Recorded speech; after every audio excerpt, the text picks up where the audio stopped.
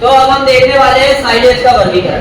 क्या देखने वाले आज की क्लास में? साइलेज का वर्गीकरण। पिछली क्लास में हमने देखे थे साइलेज के बारे में, साइलेज की परिभाषा, साइलेज की विशेषता और साइलेज की कौन कौन सी विधियां हैं साइलेज बनाने की। बुर्ज विधि, साइलो विधि और ट्रेंच मेथड, ये तीनों के बारे में हमने थोड़ी थोड़ी जानकारी दी है। अब हम देखने वाले हैं साइलेज के वर्गीकरण। साइलेज का वर्गीकरण उनके गुणों के आधार पर किया गया है और यह वर्गीकरण एक अमेरिकन समिति है, अमेरिकन एसोसिएट, उसके आधार पर यह वर्गीकरण किया गया है। तो देखने वाले हैं अमेरिकन डेयरी एसोसिएशन द्वारा साइलेज को निम्न श्रेणियों में वर्गीकृत किया गया है। और वर्गीकरण कैसे किया गया है? उनके गुणों के आधार पर। किसके आधार पर? उनके गुणों के आधार पर। तो गुणों के आधार पर सबसे पहले हम देखेंगे पहली साइलेज बहुत अच्छी साइलेज। पहला वर्गीकरण में क्या है? बहुत अच्छी साइलेज, जिसे क्या बोलते हैं? Very good silage. क्या कहा जाता है? Very good silage.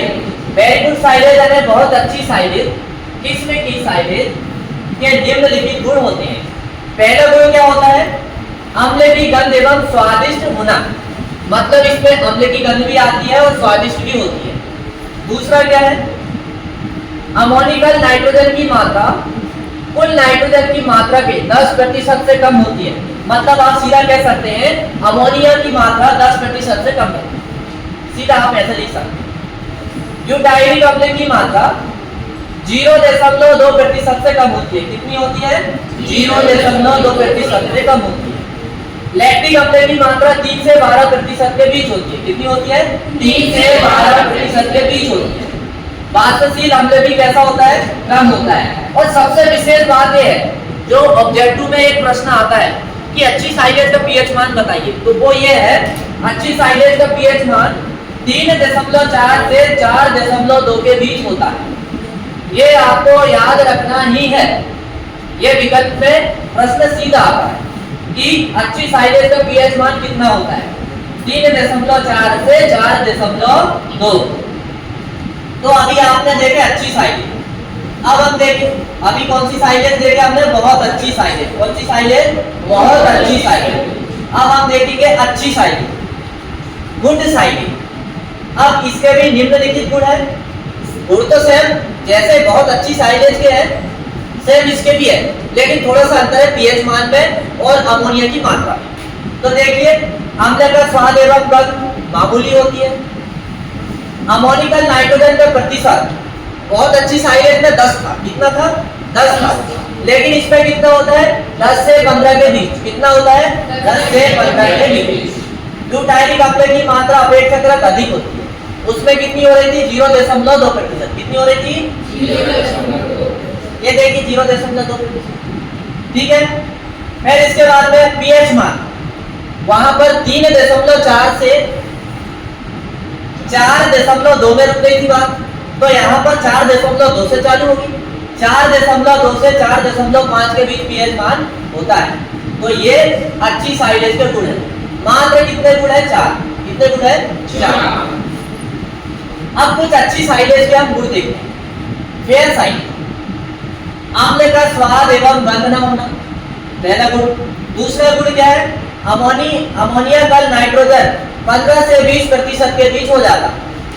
इधर कितना था? 10 से 15। अच्छी साइलेज में कितना था? 10 से 15, लेकिन इसमें 15 से 20% हो जाता। ब्यूटाइलिक अम्ल की मात्रा अपेक्षाकृत अधिक हो जाती है। और पीएच मान 4.5 से 4.8 के बीच होता है। कितना होता है? 4.5 से 8। ये पीएच मान होता है कुछ अच्छी साइलेज का। किसका होता है? कुछ अच्छी साइलेज का। अब खराब साइलेज की क्या विशेषता होती है? खराब साइलेज की क्या विशेषता होती है, हम उसके बारे में देखते हैं। खराब साइलेज, बैड साइलेज, बुरी महक होना। मतलब ये साइलेज कैसे बनती है?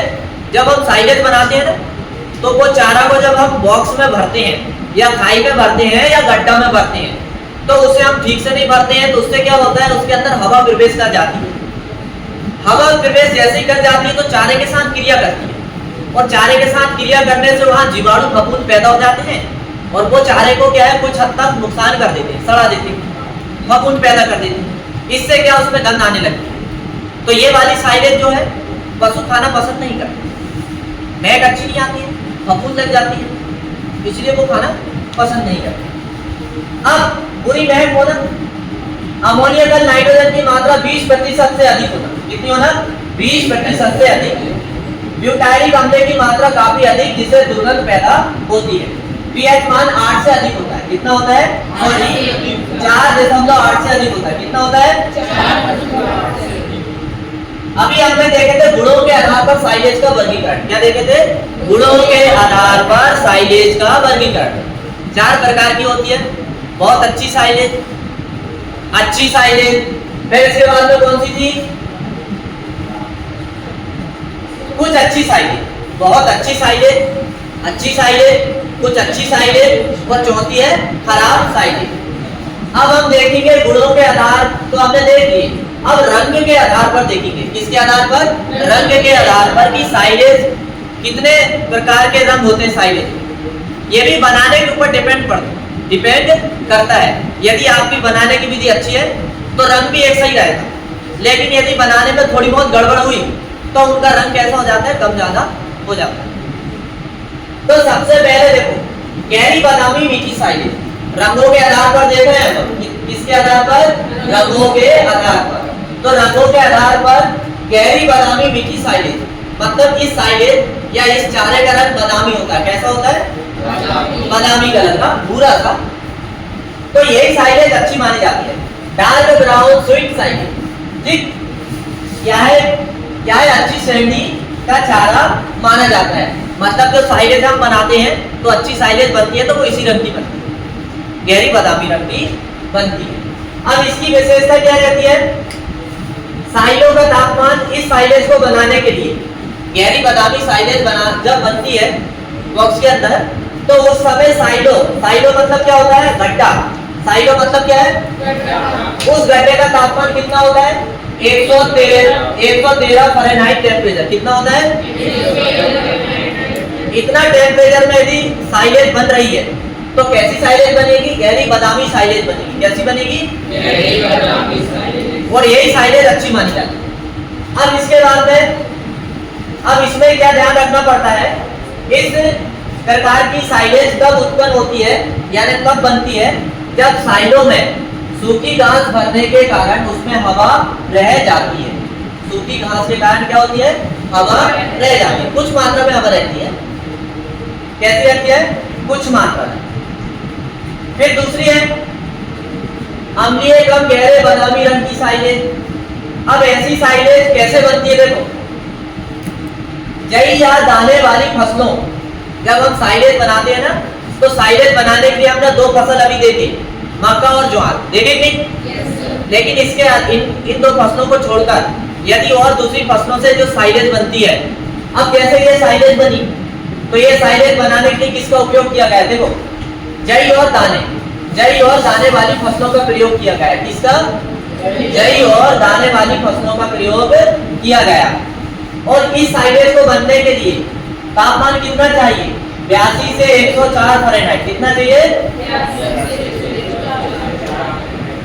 यदि इस टेम्परेचर पर ये साइलेज तैयार होती है तो ये कैसी साइलेज बनती है?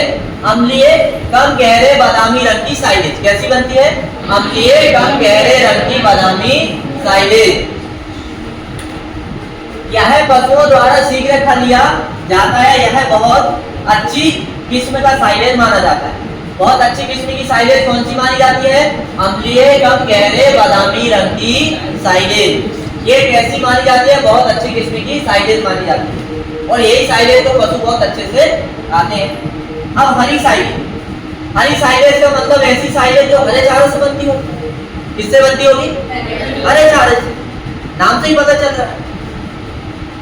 हरी साइलेज जब फसलों को वक्त से पहले दूबी अवस्था में प्रयोग किया जाता है, मतलब फसल पकने से पहले हरे अवस्था में ही उसको काटकर साइलेज बनाने के लिए उपयोग किया जाता है।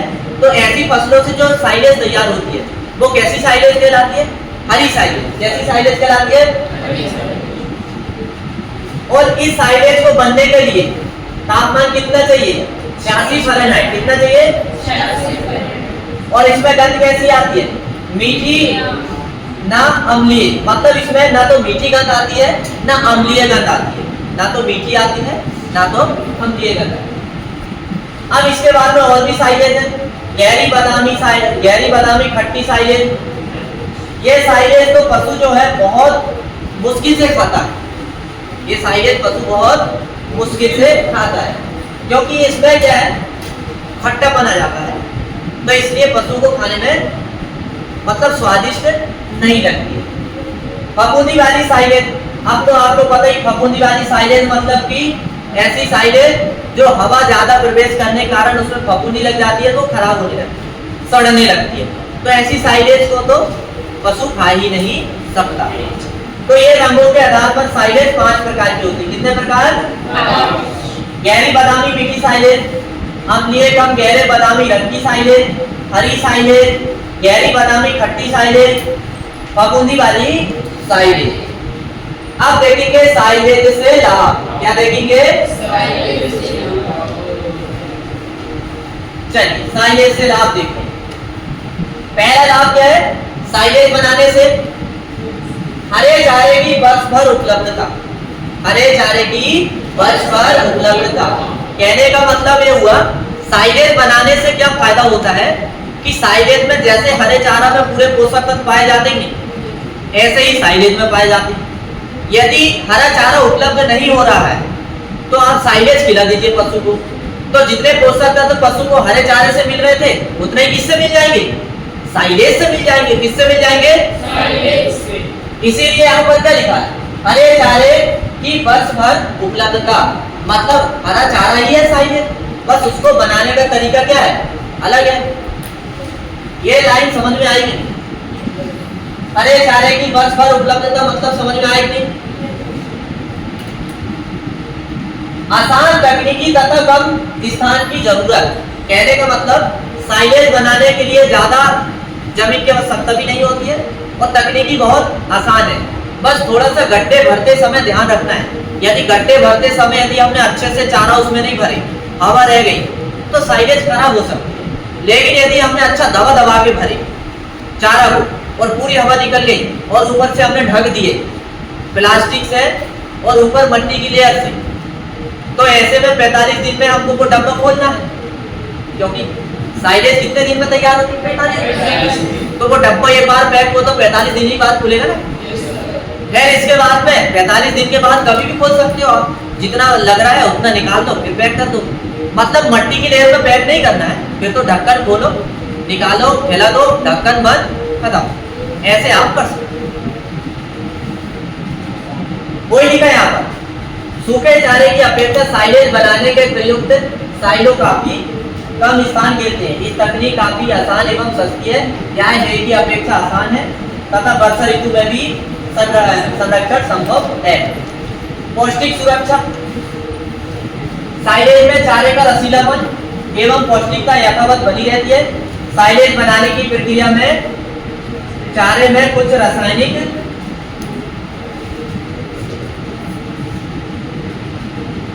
हो तो साइलेज बनाने वाले कुछ चारे की मात्रा को 2% सीरा छिड़काव करके, मतलब कुछ रसायन डाल के भी उसको और स्वादिष्ट बना सकते हैं। विशेष करके सीरा समझते हैं गुड़ का रसा।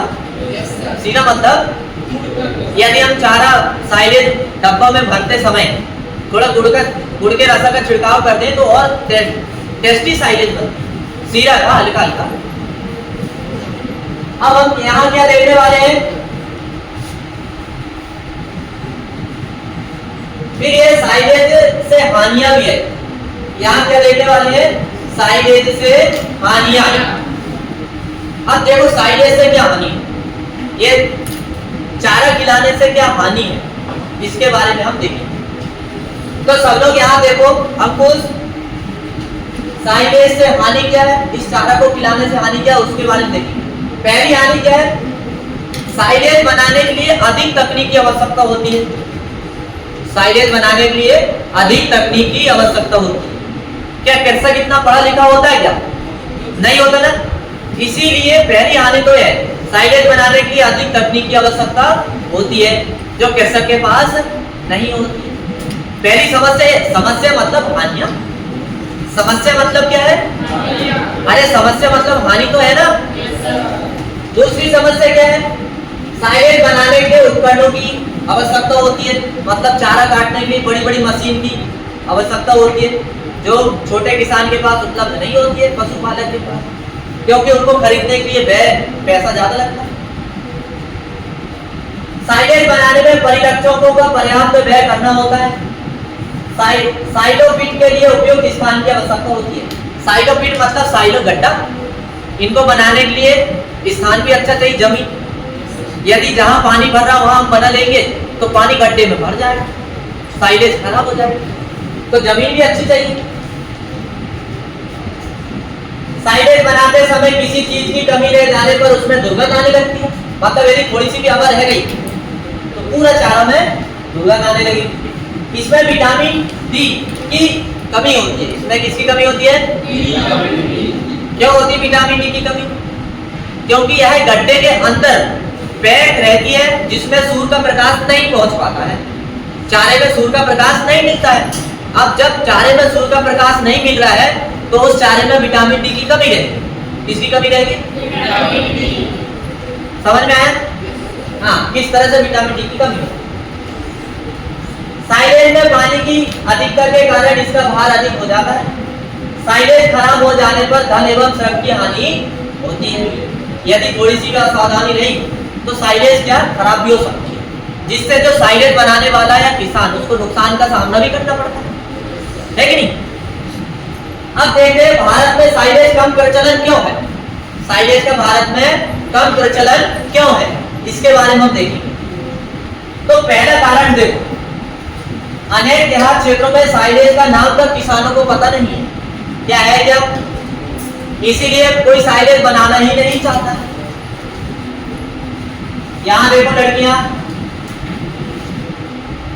दूसरा क्या कारण है, जो किसान साइलेज के बारे में परिचित है वो सीमित साधनों के कारण साइलेज नहीं बना पाते हैं, क्योंकि साइलेज बनाने के लिए मशीन की आवश्यकता है, पैसे खर्च करना पड़ता है, चारा कटवाना पड़ता है, लेबर लगते हैं। तो जो शुरू से पशुपालन कर रहा है वो कैसे, उसको तो पैसे मतलब आर्थिक हानि, मतलब एक प्रकार से उसकी आर्थिक स्थिति सही नहीं रहेगी तो वो ये तो अपना ही नहीं सकता। भले उसको पता है कि साइलेज ऐसा बनता है, लेकिन पैसा नहीं है, उसके पास मशीन नहीं है, लेबर नहीं है, तो कैसे बनाएगा? तो ये भी समस्या आती है। किसानों को साइलेज बनाने का तकनीकी ज्ञान अभी तक नहीं है। किसान चारा खराब होने का जोखिम उठाना नहीं चाहता। यदि बनाते समय थोड़ी सी भी असावधानी रही तो पूरा चारा खराब हो जाएगा। अब इतना चारा खराब हो जाएगा तो कितना बड़ा नुकसान होगा, पैसे से भी गए, चारे से भी गए। मौसम की अनिश्चितता के कारण भी किसान साइलेज नहीं बना पाता है, क्योंकि हमारे यहाँ का मौसम ऐसा है, थोड़ा सा बदला तो बारिश होने लगती है, थोड़ा सा बदला तो धूप निकलने लगती है। ये भी समस्या। तो आज हमने साइलेज को खत्म कर लिया। कल हम देखेंगे सॉइलिंग विधि और इसके बाद में क्या देखेंगे, हे के बारे में। इसके बारे में देखेंगे हे के बारे में। तो